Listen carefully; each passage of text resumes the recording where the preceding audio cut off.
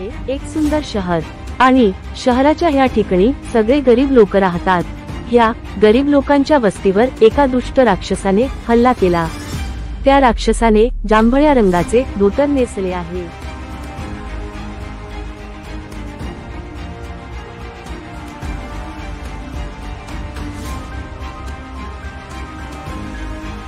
गोष्ट गणेशला कळाली।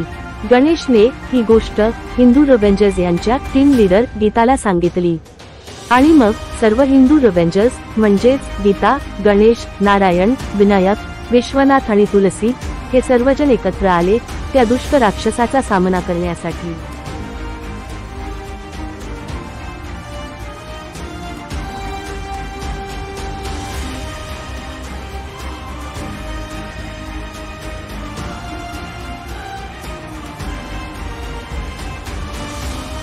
जांभळ्या रंगाचे धोतर नेसलेला राक्षस हवेत उडत होता।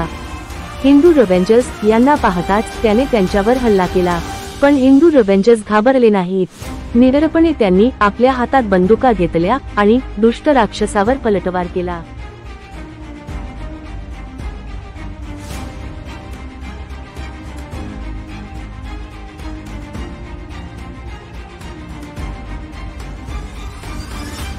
युद्ध सुरू असताना सर्व हिंदू रेव्हेंजर्स राक्षसाची शक्ती पाहून आश्चर्यचकित झाले। तो राक्षस खरोखरच भरपूर शक्तिशाली होता।